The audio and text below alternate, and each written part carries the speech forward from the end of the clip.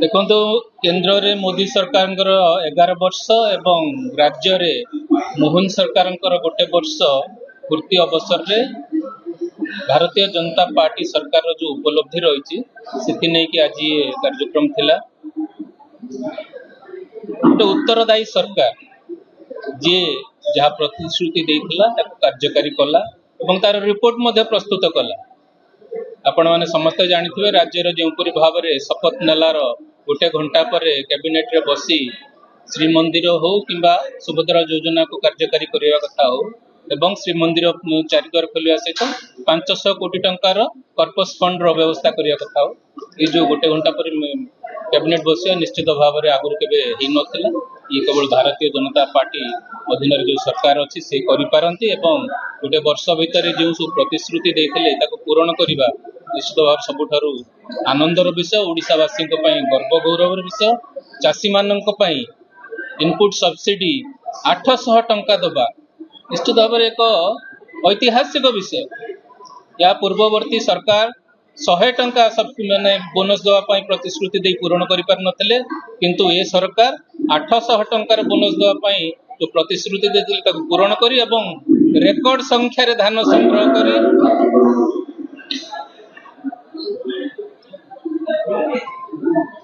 एक इतिहास सृष्टि करछंती। आपण माने समस्त मीडिया रे मध्य यह को बहु प्रशंसा करछंती एवं जो आयुष्मान योजना उड़ीसा रे लागू करा जाउ नथला ताकू मध्य लागू करा जायछि। भाई माननक पई 5 लाख टंका एवं महिला माननक पई 10 लाख टंका पूरा समग्र भारत वर्ष रे जे कोनसी जगह रे 29,000 हॉस्पिटल एथिरे एम्पेनल्ड अछंती सेठारे चिकित्सा सुविधा पाई परिबे। आज मो मन रे गोटे प्रश्न उठुची एई जो जेते दिन हला सुभद्रा योजना लागी नथिला पैसा अभाव रो जो मानकर मृत्यु हे गला जो माने चिकित्सा पाई पारले नहीं तार दायी के रहे। निश्चित भाव में केंद्र सरकार को साधुवाद जनइबी, यशस्वी मुख्यमंत्री को साधुवाद जनइबी से आयुष्मान योजना को ओडिशा रे लागू करछंती एवं ये वर्षे भितर आपण सुभद्रा योजना ठू आरंभ करी 80 वर्ष रु अधिक जो मैंने 3500 टंका भत्तार व्यवस्था करवा या पूर्व कई कल्पना करनथिले एवं प्रधानमंत्री आवास योजना रे जेतिक हिताधिकारी एलिजिबल हिताधिकारी अच्छा समस्त घर जोगैया राज्य सरकार एवं केंद्र सरकार ऑलरेडी निष्पत्ति नहीं सारी तत्पर जो मानक ना 2011 मसीह एलिजिबल थिबा सत्वे वंचित होइथिले तांको ना सेतिरे स्थान पाई नथला। सेथिपई अंत्योदय योजना रे जो माने विधवा माने रहिले विकलांग माने रहिले जो माने पाई नाहंती घर तांको दबा पई मध्य व्यवस्था करा जायछि। 15 टी करी प्रति पंचायत रे दिया जायथला या परे पुणी 5 टी करी आसीबो तांको मध्य जो माने पाई नाहंती तांको मध्य घर दिया जिवो। तेणु ये सरकार अधीन रे साधारण लोकंकर सरकार ये जो कथा वैकुंठ भाई तांकर वक्तव्य माध्यम रे कहदिले विष्णु भाई कथा कहथिले जे समाज रे शेष पाहाच रे बसिथुआ लोकटीर आखिर लुह पोछिबा होची भारतीय जनता पार्टी रो लक्ष्य। तेणु भारतीय जनता पार्टी साधारण लोकंकर सरकार एवं मोहन माझी होचंती मुख्यमंत्री नुहंती से होचंती 4.5 कोटी ओडिशावासी जो अछंती तांको मध्यरु जणे गोटे वर्ष भितरे 30 जिला को गस्त करवा एवं साधारण लोकंक पाखरे पहुंचवा कौन साधारण कथा नुह एवं जन शुणाणी एवं तांको अभियोग शुणिबा केवल भुवनेश्वर रे नुह आज संबलपुर रे हो बालेश्वर रे हो जाई लोकंक पाखरे पहुंचवा गोटे ऐतिहासिक विषय। निश्चित भाव में ये जो लोक जो भरोसा और आशा रखिकी ये सरकार को दायित्व देते मु भावुची सरकार तांकर भरोसा और आशा को पूर्ण कर सफल होती। निश्चित भाव में साधारण जनता को आपण मानक माध्यम मु धन्यवाद जनइबी जे से जो विश्वास प्रकट करथिले आज मोहन माझी सरकार ताको पूर्ण करने को जाउछंती एवं विकसित ओडिशार जो संकल्प 2036 सुधा ओडिशा जेतेबेले भाषा भित्तिक राज्य भाव में 100 वर्ष पूरण करिबो सेतेबेले विकसित ओडिशा गठन हबो। सेथिपाई जो प्रयास जो योजना प्रस्तुत होइछि निश्चित भाव में आपण माने आगामी दिन मानकर अनुभव करि पारिबे। उत्कर्ष ओडिशा माध्यम रे ओडिशा राज्य को 17 लाख कोटी रु अधिक अनुदान राशि एवं MOU करवा गोटे ऐतिहासिक विषय। सेथि मध्यरु 13 लाख केवल खणी नुह अणखणी इन्वेस्टमेंट तेणु आपण मैंने अनुमान करें जो वर्षे भितर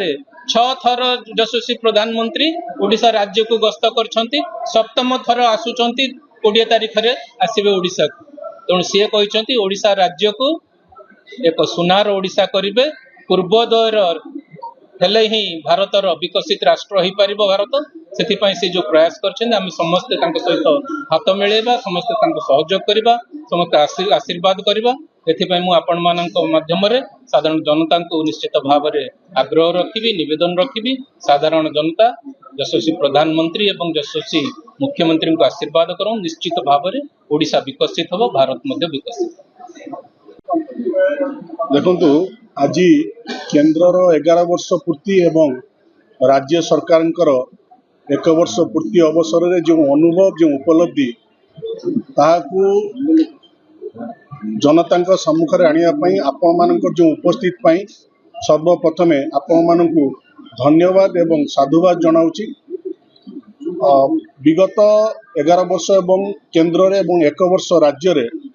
सरकार डबल इंजन सरकार जोपरी भाव निरंतर भाव साधारण गरीब लोकटे कार्य करुच्ची आम समस्ते आपण मैंने अनुभव करेंगे ये लोकंर सरकार जदि राज्यर कथा कहि मात्र 1 वर्षर सरकार निर्वाचन पूर्व जो प्रतिश्रुति देते 4.5 कोटी